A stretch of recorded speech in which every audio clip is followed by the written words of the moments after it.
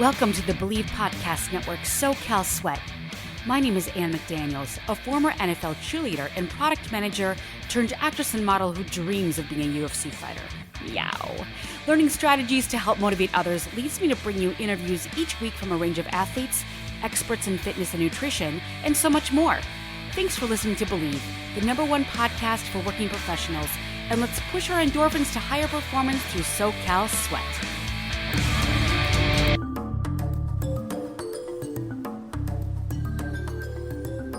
This is your host, Anne McDaniels, and thank you for joining me for another episode of SoCal Sweat. Wild animal flow and tribal functional mobility for that athletic edge. Go ahead and channel the inner beast, oh, you know it's inside of you, and wake up that primal movement through animal flow.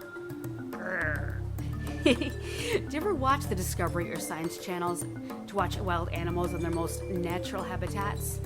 The lion stalks its prey, and we watch as the lion lays low to the ground, tracking in silence with this beautiful, dangerous prowess that only the lion possesses. Or how about that antelope with its beautiful, delicate gait? How about that snake that slithers in the sensual motions? This is all animal flow, and children tend to move this way when at play.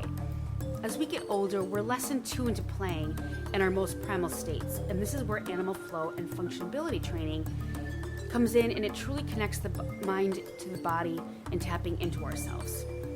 Now, mundane workouts like what we're doing all the time with running and workouts and, CrossFits and yogas, they become stagnant, and our bodies become efficient, so they kind of need a change up.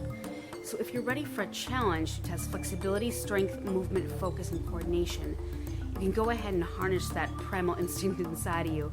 The exercises, which emulate types of animals, along with primal weapons movements, make for some unique, challenging workouts. The entire practice of animal flow has 6 components: wrist mobilization, form-specific stretches, traveling forms, switches and transitions, and the flows. There's something for everybody. The primal movements include 6 primal patterns of moving your body via pull, push, twist, gait, squat, and hinge. Shannon finds that using non-traditional movement styles makes it easier to break out of the typical idea of fitness being solely about losing weight and looking a certain way. Instead, she helps her clients embrace their strength and progress with a body positive attitude, which results in both a more empowering mindset and greater overall happiness. Thank you so much for coming on today, and it's good that you're coming on today because so many people enjoyed a monstrosity of Thanksgiving, and then we have a 5 to 6 week, interim between Thanksgiving and the holidays, like into New Year's Eve. So yes, the average weight gain can be 7 to 10 pounds. So yes, I mean it's proven, and this is the time to boost the workouts. And I think just when people are getting sick of their home workouts, someone like you can come in with such interesting, dynamic, new movements because thank you. Kind of training. So we'll go over that. But Shannon, what is your background as far as exercise and fitness goes? I, starting from, I guess, forever ago, as a kid, I was always really athletic, and I loved doing different kinds of sports, not specifically working out, but, training, doing any different kind of thing, basketball, volleyball, swimming, all that kind of stuff. And in my early 20s, about 23, I was diagnosed with fibromyalgia. Oh, I didn't know that. Yeah, I suddenly felt like my body was falling apart. I couldn't stand for more than half an hour. I couldn't sit still ever. I couldn't walk more than 3 blocks at a time. I had an issue with my hip bone and my hip kept popping out of its socket because I didn't have enough musculature to hold the bones in place. And looking at you always had muscle, or was this when you were modeling, so you were just really long and lean without a muscle mass? Yes, I was very, very thin. Not that I didn't have any muscle mass, but it wasn't where I am today, where I feel strong and look strong and powerful. So I got to a point where I literally couldn't do anything. I was seeing doctors nonstop to try and figure out what was going on. And my doctors were wonderful because I said I refused any kind of painkillers. I really want to know how I can make this better naturally. What can I do? Let's not take this out of my own control. Let's make this something that I can handle.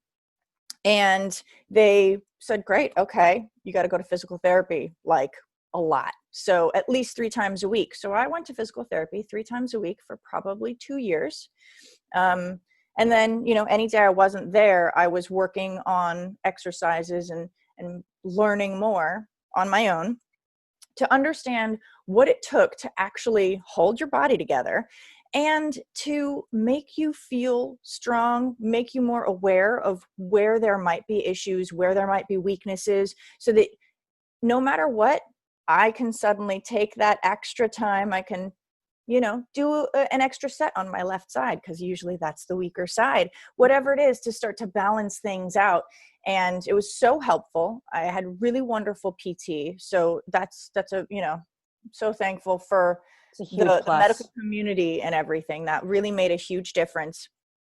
And they made it very clear to me that it's not just about building muscle mass. It's about being capable of controlling your body, maintaining stability. So mobility is just as important as building muscle. So after that, I was really into fitness and really into just, making your body feel strong. Because before that, I was a model forever, and it was all about being thin. It didn't matter how strong you were, as long as you could fit into a size 0. And even less than a 0 now. Yes. Because we're still in it. Yeah. It's a great point. Was that a tough mindset for you to change, or were you so focused on functionability that you just didn't care? Because sometimes, I hate to say it, in the modeling world, even muscle can look fat on camera, and they'll say something like, you're too muscular. Oh, yes. I've had to lessen the muscle before. Yes. Actually, my agency told me that I was gaining too much weight, and I had, designers who were like, oh no, she can't walk up my runway. She can't wear that dress. She's too big. My hips became too big. My arms became too big. So it was a struggle. It's funny because I really loved the way I felt. Like, I felt internally like I was strong, and all of a sudden I was more capable of not just moving around, but handling my life in a better way. And then I had these people telling me that I wasn't right. And at some point, I just had to accept that, you're not going to make everybody happy. Ever. And I have a wonderful, strong mother who reminded me that it's more about how I feel and what I want. And if I feel good, then that is great. That's what we're looking for. I don't need to please somebody else. Right. So I accepted that I wasn't going to be doing runway modeling anymore, most likely, and might not be doing high fashion.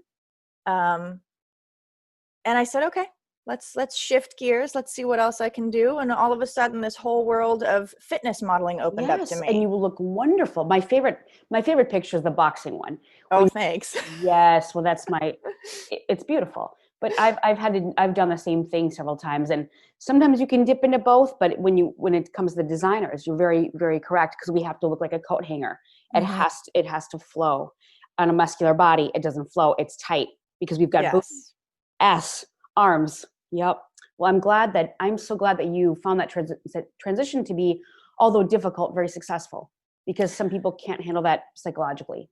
I mean, there are definitely days where, even now, I'm like, oh my God, I'm, pandemic. I've been eating. I've not been doing as much every single day, maybe. And all of a sudden I'm like, oh my God, my real pants don't fit anymore. Because when was the last time you put on real pants? I live in sweatpants. Mm-hmm. So you don't notice these things. And all of a sudden I'm just like, oh, why would I ever want to wear jeans again? And that tight. Yes. And I'm just like, oh no, I might be a size bigger. And there is a part of me that has that initial like, oh, it's not okay. And then I breathe and look at myself and I'm like, you know what? My legs are strong. I got a butt. It's okay. You're gorgeous. You're healthy. You're fit. Yes. And that's another reason that you kind of have tried to define what strong is. Strong is sexy no matter what it is. Because I think your previous mindset was, you're under the microscope of the cameras and things like that. And we both are, even in film and television, every day.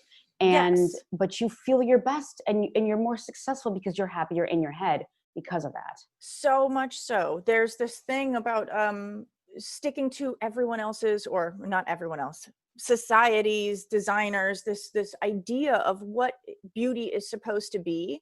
And it's very limited. And it's, it doesn't fit for most people. So why are the majority of, specifically women, but I'm sure men feel this too, why are so many people feeling like they're not enough because they don't fit into this teeny tiny little box? Whereas when you look at yourself and you acknowledge, oh, hey, I'm able to lift that 40-pound water jug today and put it on the water cooler by myself, something I couldn't do 2 months ago, that means you're strong. That means you're healthy. And you suddenly don't need someone else to do something for you. Right. That is huge. That's just the kind of thing that makes you feel like I can do anything. Empowering beyond. So this kind of parlayed into your functional fitness, because, there's a million trainers and to each their own, and they're wonderful. And I do a lot of fitness as well. There's a lot of pushing and pulling of the weights and the cardio and things like that. Now you have transitional and functional training. And that would be from the, dare I say it, the Indian warrior bells or the Indian sticks, the club bells. And can you describe what that means and how it's different and where it comes from? Because the way you train, I mean, you have many different workouts on your channel, and which will be completely in all of the notes. But what I really specifically want to focus on are the animal movements and then these warrior trainings that you do, because not a lot of people know about them. Not a lot of women know about them, and not a lot of beautiful, very feminine women know about them. I hear Joe Rogan talking about this on his channel, and a lot of even guys don't even want to do it. So guys think, if it's not on a magazine or if somebody big isn't talking about it, that it must not be cool and it must not work. But it is. And can you describe how you got into it? I would think that you got into it through stunting originally. I actually got into it through a trainer. Okay. Of course, it's also, I just want to side note, like, it's always important. A coach still needs a coach. I always want to be learning new things, and I want to be trying different things out. And that's kind of how I found these things. So Indian bells they're an ancient tool that have been around forever. And the club bell system is actually kind of based on those same bells. So an Indian bell, it is the shape of a bat. One end is larger than the other, and they're not necessarily very heavy. Usually Indian bells are between 2 and 10 pounds. The club bells that I swing around in my videos, I have some that are 3 pounds, 5 pounds, 10 pounds, 15 pounds. They go up to like 45 pounds. Now, I'm never going to swing a 45-pound club because it doesn't work for my body and my frame. It's not necessary, but obviously that's great for a big guy who wants to do a lot of bodybuilding and stuff. But a 10-pound club, if I can swing that around, then I am literally strengthening my body from the inside out. I'm strengthening the musculature. I'm adding, I'm cutting everything. It's nice and lean too. I love that. So using the club bells is all about working with circular strength training. So a lot of the time, regular fitness focuses on pushing and pulling because that's what the machines do. You're always pushing and pulling on something. And we do that in life, but we also turn and we rotate and we spin and we do all kinds of other movements that are not just held in that tiny little, again, box of pushing and pulling. And so using circular strength training, all of a sudden I can rotate my body, I can swing the club over my head, and now I'm using all these different muscles that I engage every day in normal activities. And now I'm strengthening them so that I can function better. That's how I am a functional trainer. Bottom line is, I want to make sure the movement that you do on a daily basis is stronger, more efficient, better, and less likely to have an injury ever. So that's club bells. I love them because they're fun to work with. They make you feel really badass. You know, you're swinging Absolutely. this weight around, and even though it looks like a bat, you would not use it as a bat. But as you move, you can feel how much stronger you are, and every different movement is really functional. You see how it works in real life. And it's also very similar to a lot of fight training. If you were to use a staff or a sword, you often move that sword in the same way. You're going to lift it over your head and come down. Like if you look at stunts, that's exactly what they're doing. It's big and showy, but that's how you get strong, because wielding even a 2-pound sword all day long, it becomes a lot of work on your shoulder, your arm, your wrist especially. So doing something with club bells really strengthens all these areas. And it comes from Peria. I read that it's an ancient caveman trick. And even there are some YouTube videos where there is a couple that lives way out. I think it's in Montana. They dress like cavemen, and they have all these videos just on that. But they are enormous, and they look like cavemen. It's interesting. But I think it's coming more into the masses. I just heard someone talking about this on Mind Pump, which is another fitness podcast. And of course, Joe Rogan speaks about it. I think it's very important, especially for the bodybuilding community, that they have to have more flexibility, because it is a lot of pushing and pulling. And as you said, in a circular movement, taking your groceries out of the cart and then rotating your body with torso into the trunk. That is a circular motion. And I think a lot of times people get so tight and so thick and so muscular without that flexibility, they get injured and they can barely put their hand above their head after their heads. Yes, totally. Very I mean, inflexible. you think about carrying your child, picking them up, turning them around. That is never a standard movement. You're picking them up, putting them down, you're moving them all over the place. And it's doing all of those kinds of things are really heavy, but that's why you want to make sure when you move, you're moving well, right? You have strength in every different movement. And even basic things like getting up and down off the ground, that's a sign of longevity that people don't really think about, but you look at an older person who struggles to get out of a chair or needs assistance, and they are never getting all the way down on the ground. So functional training is also about, how am I going to get up and down off the ground without using my hands? Yes, it's the fountain of youth, and that would keep someone from going into a retirement home, because they do certain tests. Like, can that person, like you said, get up from the chair? Can they use a commode or a toilet? Because all these things would have to be functional in later in life. Exactly. And I happen to I don't know if you caught the Roy Jones Jr. and Mike Tyson fight. It was pay-per-view on Saturday. They're both in their 50s. Yes. You look at them, and I mean, they both got in a tremendous shape for what they were. Tyson still killed it. It was a draw, but it just goes to show all the stuff that he did. He worked with a UFC trainer that had him doing a lot of interesting exercises, kind of like what you're describing. So that might, bring the sex appeal back to that after he did that, and then bring more business for you. But it's I wonder, can we say is it a politically correct thing to say Indian clubs? Or do we just call it clubs? Have you seen any, with your research and studies, of what we can call it in the mainstream? I think it is still called Indian clubs. It does come from also the Indian culture in India as well. There are all kinds of different clubs and lots of different tribes who use them differently and who have made different versions of them. So that's like the basics, what do you call it? The ancient version of it. So I usually use club bells because they have more weight and they're a little bit sturdier. Not that I don't love the wood. They're beautiful. But I'm swinging steel, and that just makes me feel stronger and like, oh, you don't want to mess with me. And it's funny because every time I take them outside and do anything, people are constantly asking me, what is that? How are you doing this? And yet it seems like people are also afraid to try something new in their workout routine unless it's been touted as the best new thing. Exactly. And and you're very secure with yourself. And because you and I are on camera, we're like we're just kind of like, maybe body aware, less body aware. We just don't really care. I think that sometimes, because even on another channel that I listen to, the guys were making fun of another guy for using them. You look like an idiot. You look dumb. Really? Does it really matter? And I think that that's a stigma. And also, does it look too dangerous?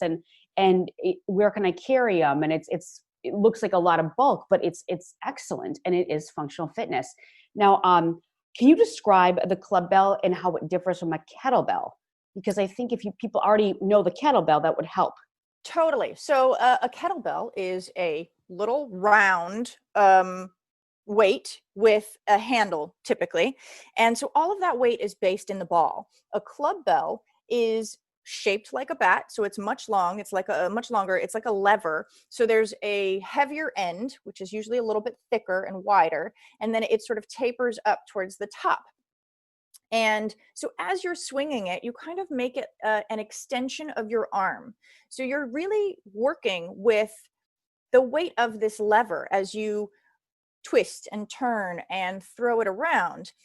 You're not letting go of it the way you might with a kettlebell. And with a kettlebell, you have more of a handle, right? You can have two hands on it, and you're holding on to this handle. So everything is really kind of centered.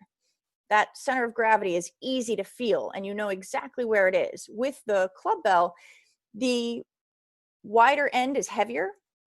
And so depending on where you're holding it, it will change the center of gravity of that weight. And that also means as you swing that lever, it gets heavier and heavier and heavier exponentially, just based on physics. If you don't put it down and you keep letting it swing, you're now moving more weight. So when you have to stop that weight, that's much harder. It's a lot about resistance. And that's where the cutting comes in. Like you said, it Yes. really cut. And it's also cardio because, I mean, right now being injured, I can't do those movements at all. But I mean, I was emulating that in my place. And it's like, that would be, I think your heartbeat would just be off the charts after, especially that much weight with that momentum. Correct? It definitely can be. It's definitely a cardio workout. Mm-hmm. It's also really, it's a skills training, right? You're now working coordination. You're working the brain to make sure you're going in the right direction. You have to think, with yes. the hand. You're going to move it in this way or that way. So there's a lot of thought that comes into it. And then you're also considering, how is my body position from head to toe matters. So you're really working every single part of you as you do club belling. I love kettlebells as well. I just think club belling is so unique that it's just so much more fun because it's something you don't see very often. Yep. And I love it because I'm less likely to build huge muscles. As someone who wants to look long and lean, I can still be throwing weight around without it having to be crazy heavy and without as much risk of injury. Like the biggest injury I might have is dropping it on my foot, which has never happened. Okay. I was watching the one where you kind of like flip it up over your head, and it's almost like a squat thrust. And would you ever, that would be, to me, maybe potentially dangerous if you're not body aware. You can potentially hit your head, and I have done that. It's coated in rubber, so it doesn't hurt, and you're still holding on to it. You hit yourself in the head, you're even more aware of exactly where it is. And all of a sudden, instead of being able to lift over your head and really be stretching your back so that you're avoiding the head, you're much more aware of where you are. Instead of like, oh, I'm just going to be a little lazy this time. You're like, no, can't do that again. I have to make sure that my form is good every time. It's almost like, I love the speed rope for boxing, the weighted, and it's like you hit yourself and you get those welts on you are concentrating from now on. Yes, you're not going to do it that way again. No, not at all. Well, that is fascinating. And again, a lot of women don't do this at all. I mean, a lot of men don't do this. So I just found it fascinating that a female trainer would incorporate this. Now, how is it difficult to get a client to want to try it? And you just kind of showcase what it is, and then they kind of ease them in for comfort? I'm really lucky to have clients who are open and interested in trying new things. And a lot of the time, I will bring it along. It may not be the first thing that we ever do, but I'll bring it along and show it to them and show them some movements. And they're like, usually the thing is, you watch someone do it. I can't believe any guy would ever say, oh, you look stupid or silly doing this, It because was a guy making fun of a guy. So that's just what it was. oh, okay. Okay. That does make more sense. But Yeah. anyone who has ever seen me do this is like, oh my God, that's so cool. That's just so badass. How do you do that? What are you doing? They want to know and they want to try it right away. And then as soon as they do, they start to acknowledge, oh, I really feel that. I feel where it's working. I feel where I need it to work. So it gives you more body awareness. And then they usually fall in love with it. I've had several clients who have rehabbed frozen shoulders from it, and they've come back stronger to have just as much mobility. And now they're like telling everybody, you should try this. You should try this. I have golfers who really love it. I would say, yeah. It helps That's their wonderful. swing. It gives them more strength.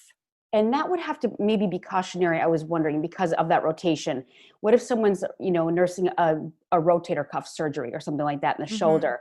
Could that potentially be dangerous too fast to incorporate one of those methods? There's always a risk when somebody's coming back from an injury. But I will say the club bells have shown me, from my experience, to be one of the least likely to cause an injury. Also because you're very aware of what your body's doing and what you're able to do. So if that's a move that you can't do today, that's okay. There's a lot of other options. Sure. You're going to rebuild strength and rehab that area, whatever the injury might be, and then you'll be able to try it. So you gave the example of a shield cast where you go around your head with a club. If you can't go all the way around your head, that's okay. You could start just trying to go over your shoulder and incrementally work your way up to whatever the movement is. You can always break it down to something a little bit smaller, and there's no reason to think that needing a modification is a bad thing or makes you less than, because that modification is progress. And it involves everyday life. So that's going to help you walk up a step regardless. Now, do any of the exercises really work the legs? It seems to be a lot of upper body, torso, maybe glutes. Are there any specifics that kind of focus on foundational training on the legs or the feet even? The club bells, actually, even just doing those circles, do work the legs. They work your feet if you're doing them right. Okay. So part of the deal is, as you stand there and you throw this club bell around in a circle, you want to be, my cue is spreading the earth with your feet. So if you were in sand, your feet would be able to squish and push against the earth. You're not in sand, you're on a floor, whatever it might be. So you're really pushing your feet down into the ground and then trying to open those feet up without actually spreading your feet out to the sides. Or rotating your knee incorrectly. Exactly. So that all of a sudden engages your glutes. Your pelvis should be tucked under as well. That turns the whole inside of your thighs forward just a little bit more. So your legs are working the entire time. So the inner thigh gap for women, that would be a good exercise. Oh yes, that's a great exercise. Excellent. It also helps improve foot arches. Okay. As you do this. Which is huge because, we're coming back off flip-flops into the fall season. We're late in California, but that causes so many issues in the feet. And then if you are injured, your feet, as I know now, I got a foot injury because of overcompensation for another injury. So that's excellent. So it really does work the legs and butt. I do like the inner thigh gap exercise. That will help bring a lot of people on, I believe.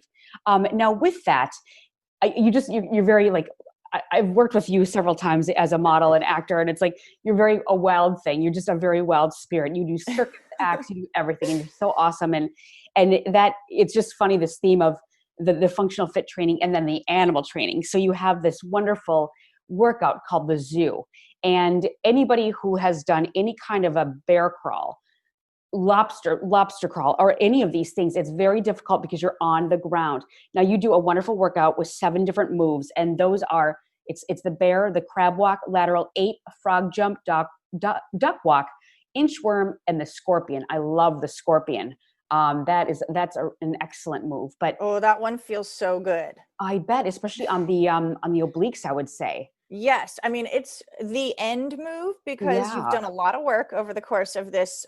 This particular workout is also extra hard because 60 you're going seconds. That's a for lot. 60 seconds before you get Yeah. a break. But in my NE20 challenge, that is on the last week. So we've really been working you up to that kind of a workout, and it's supposed to be a challenge. If you can't do it, no worries. Take a rest. Keep going when you can, but Mhm. know that you can get there eventually. And that's a hard workout. I mean, it can get really boring on a treadmill or an elliptical machine or just doing the same weights over and over again. I would think that this would be a wonderful program for kids who are need to get in shape. I mean, it's Yes. difficult, but at least they can do the mind body connection of this is I'm a bear, I'm a frog, because what Shannon's doing is emulating the exact movements of what these animals do, like the bear. And you're on your toes. So you're already lifting up. You're on your hands and knees and your toes and the palms of your hands. And that's lifting the glutes. It's a Yes, full off of body your workout. knees, but still trying to keep your butt down. So it is a lot of work. It's a really fun workout because Mhm, for kids, for adults, who doesn't want to play? I think we don't spend enough time getting an opportunity to play in our lives mhm. anymore. And this is a great chance to be putting in some work, but also having fun. And imagining yourself as a bear and crawling around, or as And a crab. sure, and make the movements, make the sounds. Kids could go to the zoo on a field trip, COVID friendly, of Yes. course, and then do this as a like a workout. I think it's excellent. And by the way, it's difficult because you really have to engage everything. What would you say is the least and the most challenging? To me, it seems like the scorpion is the most challenging. If someone has bad wrists, perhaps. A lot of the moves are difficult if you have bad wrists. That's part of why one of the things that I train and work with people on are your wrists, because I also find grip strength is really important. It's Mm, another sign of longevity. So being able to have a strong grip is really important in life. And the more you grip, the more you engage your butt and your abs. So it's nice to know, oh, hey, I need to work those other areas. Let me just make a fist and it'll help. I would say for me, the easiest movement is the duck walk. unless Um, you have bad knees, maybe. Yes, if you, it can be difficult. And, everybody also has a different duck walk. I think this workout is really fun to do with people around. Like it's a great partner workout or as a group class, Sure. because you go around and you can quack like a duck at somebody and you can walk around and do these things and everybody's having fun and having a laugh. The duck walk can be painful. I guess if you have knee issues, you just probably wouldn't go as deep as I do, right? I can get my butt down to the ground basically, but Mhm. other people can't do that, and that's okay. Or Yeah. you can also modify it by putting your hands down on the ground so it's less pressure. Mhm. Um, I would say the hardest move for me is probably the lateral ape. I have definitely not perfected. So part of the idea of that movement is getting up onto your hands, feet are off the ground, and you're beginning to be in a handstand. I don't necessarily have that. Again, my hips are not the best, but it's a really fun move to practice and to try. And it doesn't matter where you get, because, I'm not aiming to get into a handstand in the middle of my Right, but it's a floor. very simulation of one. Yes. And then it's a lot of circular motion because you have to kind of change into that circle, like a hemisphere to go down to the next movement. No, Yes. I think it's fantastic. And of course you do everything else on your channel. You do the HIIT workouts, you do yoga, you do everything, but I think this makes you very unique and different with Oh, these thank you. types of trainings. And I think the word is going to be getting out there more and more, especially with the popularity of UFC. I think Mhm. UFC is really going to be maybe even topping the NFL in the future because it's just and martial arts is becoming huge, Huge. and And it's it's more relatable, I feel like. It's a little more yes, regular life. More people can participate in some level of martial arts, and then mhm, they're more excited to see those moves on screen. Oh, I know that. I did that to somebody yes, last week. Oh, yes, I could arm bar them. All of a absolutely. sudden you're like, yeah, I can get into this. And it could be part of self-defense classes as well. I mean, again, this is functional Definitely. across the board. Now, just quick question: if some of the equipment would be expensive, can somebody use like a broomstick cut off just to start the movements without weight? For club belling? Yeah. Yeah, definitely. I also have a whole playlist that I am building of stick mobility movements and workouts. And I do use a stick. A stick is an incredible tool that almost everybody has in their home because they have a broomstick, they have a Swiffer, whatever it Steal it from is. your dog.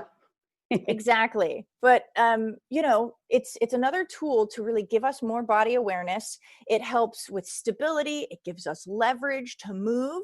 And again, when you're using a stick, you're only working with as much as your body is willing or able to handle. Sure. So you are in control every time. I'm really big on making sure that, I'm the trainer, but I'm not you. So I want to make sure you feel comfortable with whatever you're doing. And you can say, I'm not ready for that yet. Okay.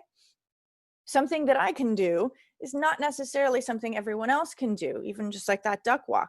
And that's okay. You're working towards different things. And I've been doing it for a little bit longer. So that's the great thing about working with a stick. You have the extra body awareness and sort of, I can't even think of the word right now.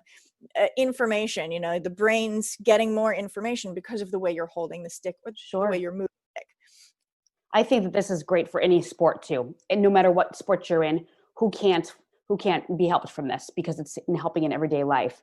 Now, what has been, just really quickly onto your, what you do yourself for diet nutrition? I know that you're not a nutritionist per se. What kind of a regimen do you follow? And I also want to know what has been your biggest, best cheat food or indulgence during COVID? Oh, so many things. Okay, so first of all, I Bleav in moderation. Mm-hmm. I love food. I love eating. I love my life We've because been I at the do crafts not. table together on set. I know you do. Yeah, I don't restrict myself to not have what I want. I might not eat an entire bag of cookies, but I'm okay having one or two. I want to live my life and enjoy it. So I really Bleav in that. That said, diet is so important, and it is really essential to start looking at things that work for you and don't work for you. So I'm allergic to tomatoes. It's an awful thing, but it's the truth. And so Wow. I have to really make that choice. Am I going to have pizza today? And I love pizza. It's one of my favorite foods, or it has been all my life. And now I'm realizing, oh, that's the thing that hurts me. I feel bad afterwards the next day. So I'm now making smarter choices to say, oh, okay, at least I'm not going to have that kind of pizza, right? Mm-hmm. Now I have to change it, find that, gluten-free version or whatever it is for you. Sure. For me, I still just eat what I want for the most part. I just find that the things I want are better for me because I love feeling good. Absolutely. Do you have to avoid any kind of anti-inflammatory for the fibromyalgia? I mean, again, tomatoes is a really big one for me. That's Mm-hmm. probably the worst that I have found. Okay. Other than that, like, I don't have an issue with carbs, and I actually need to have them because I do have a high metabolism. So I need to eat things that will make me feel full and keep me going and sustained for the day. That said, that's not all I eat. Maybe Thanksgiving was a a rarity, Sure. but I try to make sure that it's a well-balanced diet. Great. I mean, it sounds like you're just well balanced in general from learning experiences in both the muscularity, the body, your mind, mentally with the nutrition. And it's hard, especially when we work in film and television, specifically as models, because this can Yes. really, really hurt a lot of people mentally. And I'm proud of you for making that transition because it's not Thank easy. you. It is not easy. Horrible. It's horrible. And it's like when you feel great and then you're kind of being insulted for it. Or I've been so thin myself that all I get is compliments by the designers. Like, oh my God, you're my muse. I want to use you for everything. And then in the public, you're hearing just horrible, even thin shaming. Right. And then people are Exactly. worried about you, but you get the people who will employ you rah, rah, bravo. Yes. Yeah. So it's a hard thing. I mean, there are things like that, even in the bodybuilding world, in the absolutely. fitness world, with people who diet and do a lot of weight loss, water loss kind of things right before a shoot, which is totally fine. Do what you need to do to look your best, as long as you're staying healthy. You know, I have friends who have done things like that right before competition, and they're so weak because they wanted to lose enough weight to meet the weight requirement, and then they can't fight well. So you really have to think about, what is the goal here? You want to do the job, or you want to do the job well? And there's also famous trainers that we may know their names from big companies, who have said, this is a lie. This is what I'm doing. This class is not what it is, because in the meantime, I'm starving myself and I'm working out 7 hours a day. And a woman named Chalene Johnson, who was from Beachbody, spoke about that, and it's fascinating. So when she's now stronger than ever, just going against that, just like you have. And I'm very proud of you for that. Not easy, I know. And so what are your future goals? We'll put all of your segments online. Your YouTube is fantastic. You have a really fun Instagram and TikTok and Twitter feed, which we'll put in there. What would you're a writer, you're an actor, you do everything. You have I try and do all of the things that I love, and I love this fitness. I'm so excited about what I'm sharing and what I'm able to share. You know, at the very beginning of the pandemic, I started doing live workouts on Instagram, because I was like, oh God, I gotta do something. You gotta hustle. I gotta move. Figure it out. I'm freaking out at home, and I don't know what else to do, but this is something I have control over. I can move my body, and that makes me feel better. It makes me feel productive. It helps me sleep better. There's so many positive things about movement in general. So I started doing that and realized, oh, okay, I can't necessarily devote myself to a live workout every single day like I was for like the first month of the pandemic. But I would love to make this accessible for other people, and that's why I started the YouTube. At the same time, having this time at home has been wonderful for me, because I am a writer, and I have a hour-long pilot that's currently being read at Netflix. Ooh, and good for you. That's awesome. Thank you. We'll see what happens. Who knows? But I'm also, that's something I wrote a while ago with my writing partner. What we're doing right now, and what we have been doing for this whole year, is totally different for both of us. We started writing a young adult novel. Before that, we'd written film and TV, and we love those things, and that medium will not end for us. But getting to write a book and suddenly get to write prose in long form and not have everything be in dialogue has been really exciting. And I get to build a whole different world, and it's a sci-fi kind of fantasy thing. So I really get to build anything I want. It doesn't have to have any constraints in what is reality. Sure. So it's been a wonderful escape for me, and I hope that we get it published. Is it saucy? Is it naughty? I mean, it's a young adult novel. I'm excited to say that we have characters who are non-binary. We have gay characters in there. And it's not, oh my God, that gay character. They're just a character. Sure. And it might be a thing you know about. It might not. It's not necessarily, because it's also for teens age. It's not necessarily something that's coming out in this first book. We already have plans for more. Sure. But it's definitely something that is okay. I want to make sure that, younger people, younger readers are able to see themselves in the books that they read, and able to get more of an experience of, oh, hey, I recognize that, because I feel like the way that we grew up, that was very limited. You saw the beautiful person, and so you aspired to be the beautiful person. And now I want to make everyone see themselves and know that whatever you are beautiful. You are a magical unicorn, and you have talent. You just have to share it. I love it. And you're wearing a unicorn shirt as we speak. I am. I love it. To me, you're just a very wild, intelligent, and this is just so epitomizes who you are as Shannon Finley. And thank you so much for coming on. We will support you with everything. And people, and just so our audience knows, again, the links will be in the bottom, but it's Shannon with a CHANON, not yes. People call you CHANON. Do people call you Cannon? Not very often. Cannon? It happens occasionally. Most people are like, how do you say your name? It's not that hard to figure out. But yes, no, Shannon Finley, the Wild Girl. I expect to see many, many wonderful things from you going forward, as always. So thank you so much. It's such a pleasure to be here and get to see you, Anna. And that was personal trainer Shannon Finley of Animal Flow Movement and Indian Club Bell Training. You can find her. She has a great YouTube channel. And you go to YouTube and it's Miss Chaos Within.